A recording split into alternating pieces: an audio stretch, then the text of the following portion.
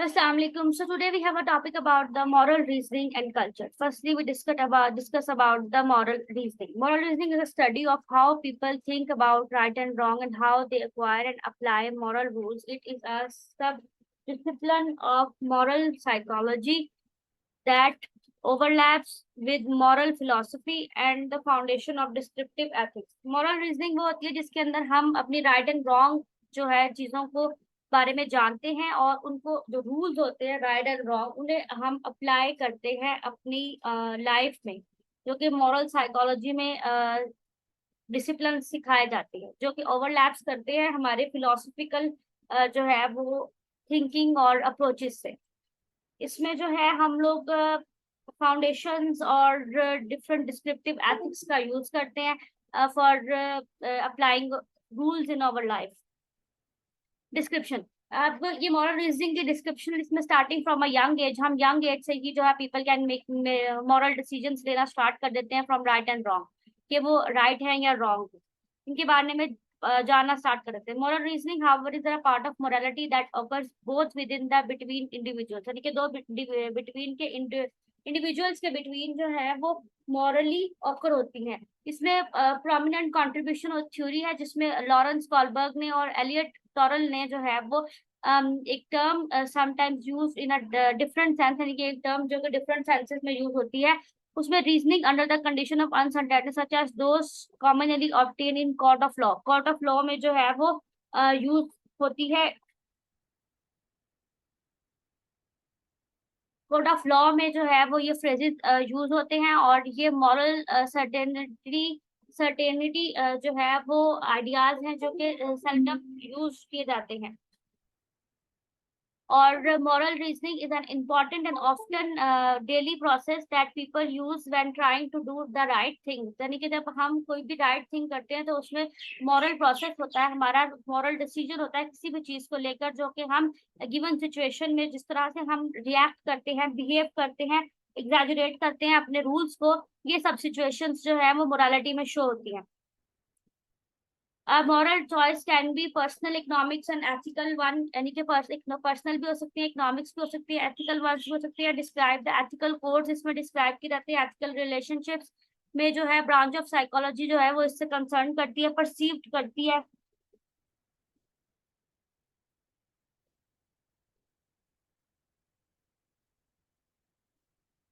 Perceived करती है high levels of cognitive function associate करते हैं विद मॉरल रीजनिंग और ऑब्जर्व किया जाता है through association of brain network. ठीक है, इसमें वेरियस कल्चर्स और मॉरल डिसीजन मेकिंग जो है वो डेमोस्ट्रेट करती है बाय द न्यूरल बेसिस के ऊपर। इसमें इन्फ्लुएंसेस भी हैं, इंडिविजुअल रीजनिंग भी है, डिसीजन मेकिंग की जाती है। मॉरल रीजनिंग से हम डिसीजन मेकिंग करना सीखते हैं कि हम राइट एंड रॉन्ग चीजों के बारे में जानते हैं। जब हम राइट एंड रॉन्ग चीजों के बारे में जानते हैं तो फिर हम अपना डिसीजन उसी हिसाब से बना पाते हैं। नेक्स्ट है what is moral. Moral of a story, moral is a story lesson, यानी कि स्टोरी का एक लेसन जो कि हम सीखते हैं, यानी कि जैसे हम कोई डिसीजन बनाया उसके बाद हमने उसके ऊपर इम्प्लीमेंटेशन की, करने के बाद फिर जो हमारे पास उसका रिजल्ट आया वो हमारे लिए एक मॉरल बनता है। जैसे कि समटाइम्स हमने एक एग्जाम्पल ले लेते हैं कि हमने किसी के साथ नेकी की, किसी को हमने खाना खिला दिया या किसी को हमने कुछ भी कोई भी अच्छा काम किया, तो वो हमारी हमने किसी को बताया नहीं लेकिन उस इंसान के साथ वो काम हमने कर दिया, तो वो उसका मॉरल क्या बनता है, नेकी कर दरिया में डाल, यानी किसी को दिखाया भी नहीं और नेकी भी कर दी, इससे हमारे ये एक मॉरल बन जाता है, एक अच्छे काम का, एक अच्छे डिसीजन का मॉरल बन जाता है। Moral comes from the Latin words Morris from habits, यानी कि ये हैबिट होती है जो कि स्टोरीज कोर्स होती है जिसमें हम टीच करते हैं बेटर पर्सन को about the adjectives, about the ethical and good works. इसमें देखिए मॉरल कैरेक्टर्स आ जाते हैं, सोसाइटी में मेंबर्स का क्या रूल है, तो ये सब चीजें आ जाती है। यानी कि जो पर्सन चीट करते हैं, लायर होते हैं, या might say she is not a moral person, ये मतलब एक फ्रेज दिया गया कि या ही इज कर ले, he is not a moral person या she is not a moral person, यानी कि वो एक अच्छा इंसान नहीं है, उसके अंदर मोरालिटी नहीं है, यानी कि सेंस ऑफ डिसीजन मेकिंग नहीं है, सेंस ऑफ बिहेवियर नहीं है, सेंस ऑफ एथिक्स नहीं है, इस तरह की चीजें मॉरल में आ जाती है। अब इसमें कॉलबर्ग ने जो उस थ्योरी पेश की थी कल्चर कंसिडरेशन में, उसने जो है वो सपोर्ट किया था मॉरल डेवलपमेंट को।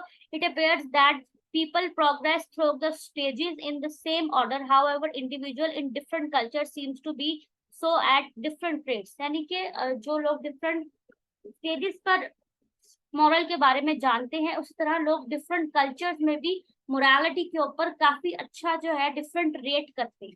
वो रिसर्च क्वेश्चंस क्रिएट करते हैं। उन्होंने एक रिसर्च क्वेश्चन क्रिएट किया एक यूनिवर्सलिटी में, उन्होंने जो है वो डिफरेंट कल्चर्स में उसको इम्प्लीमेंट किया। For example the highest level of Kohlberg theory posits that individual principle should override social और कल्चरल ट्रेडिशंस एंड लॉ। यानी कि जो लोग लोगों के कल्चरल और सोशल कल्चर ट्रेडिशंस और लॉज जो है वो एक इंडिविजुअल के ऊपर काफी परसिस्ट करते हैं। ठीक है। और इसमें एडिशनली जो कॉलबर्ग ने जो रिसर्च की थी कि वो कोई भी रिलेशनशिप से वो एफिलिएट करके जस्टिस नहीं करते, does not consider relationship in affiliation just और जस्टिस। यानी कि जस्टिस में यानी कि इंसाफ के दौरान अपने डिसीजन मेकिंग के दौरान वो किसी भी रिलेशनशिप के बारे में नहीं सोचते, बल्कि इंसाफ पर मोरालिटी पर रहकर अपना डिसीजन मेक करते हैं। इसमें जो है वो वेस्टर्न कल्चर्स भी उसने उसके ऊपर भी उसने मॉरल रीजनिंग के ऊपर एबिलिटीज की के जो है वो women seen to be deficient in their moral reasoning abilities when compare to man. यानी कि औरतों में मॉरल रीजनिंग कम होती है मर्दों से ज्यादा, मर्दों से, क्योंकि जो मैन्स होते हैं ना वो फिर भी स्ट्रॉन्ग रहकर डिसीजन क्रिएट कर लेते हैं, लेकिन विमेन्स फिर भी कहीं ना कहीं रिलेशनशिप को देखकर या किसी भी चीज को देखकर थोड़ी कमजोर पड़ जाती है।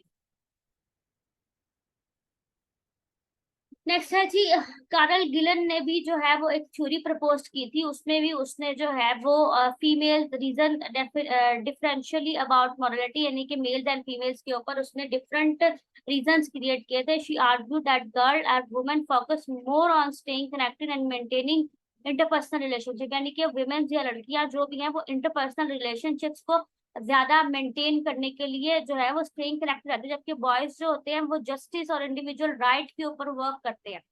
ये she labelled these the morality of caring and morality of justice additionally. यानी कि वो एडिशनली उसने उसके ऊपर लेबल किया, और जबकि उसके जो कुलीग था शेफर, उसने जो है वो मोरालिटी के ऊपर थोड़ा कंसीडर किया, और उसने अपने जो है वो कॉलबर्ग्स की थ्योरी को निग्लेक्ट करते हुए कंसीडर किया, सेंट्रल रोल प्ले किया इन इमोशनल मोरालिटी में। ठीक है। Given that emotions play a criteria role in influencing that thought and motivating over actions, it seems critical and emotional be part of model.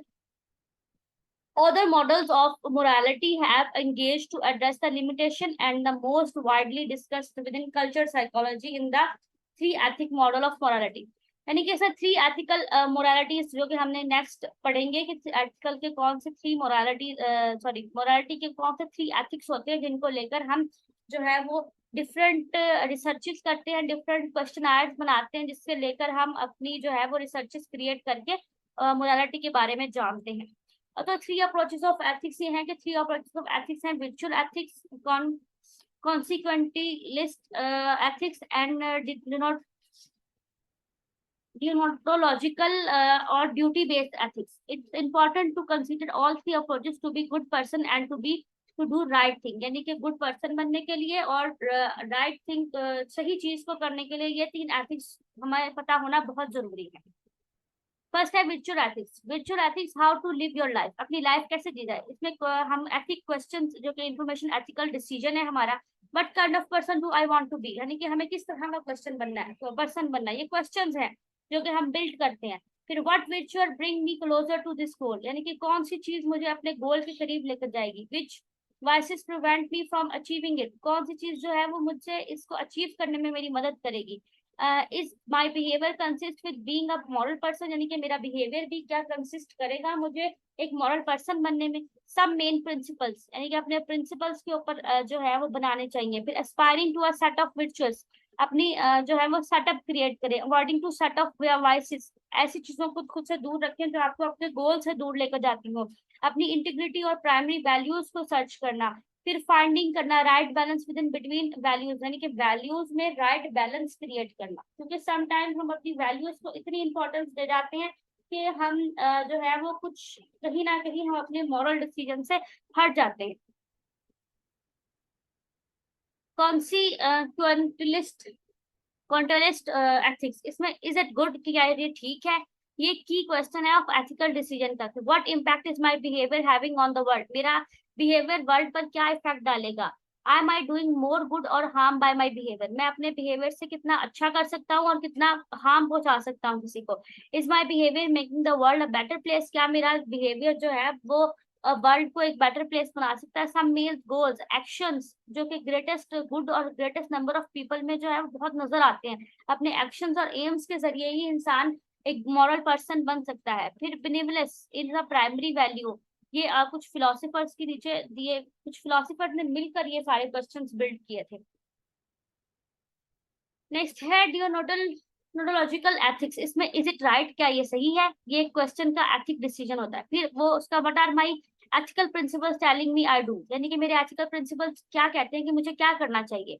फिर उसके ऊपर रीजनिंग, रिक्वायर्ड रीजनिंग, अपना treatment of others, दूसरों के साथ अपना ट्रीटमेंट, किस तरह से दूसरों के साथ आप ट्रीट करते हैं, अपनी ड्यूटीज को कितना ऑफ करते हैं आप, अपनी डिसाइड की हुई between conflicting duties, how do I decide between conflicting duties, हम अपनी कॉन्फ्लिक्टेड ड्यूटीज के ऊपर कितना वर्क करते हैं। Some main principles arriving ethic principles through reason, अपने जो है एथिकल प्रिंसिपल को रीजंस के साथ डिस्क्राइब करना, फिर रीजंस को कंसिस्ट करना, कोहेरेंट करना, फिर एथिकल प्रिंसिपल्स के ऊपर वर्क करना। रिस्पेक्ट जो है वो respecting the autonomy of other is a primary value, दूसरों को भी अपने अपने काम के दौरान दूसरों की भी जो है वो रिस्पेक्ट को मजरू नहीं करना, रिस्पेक्ट करना, उनका भी ख्याल रखना और अपनी वैल्यूज को भी ऊपर रखना, ये सब इट्स एथिक्स पे आता है। That's all from my side, thank you so much.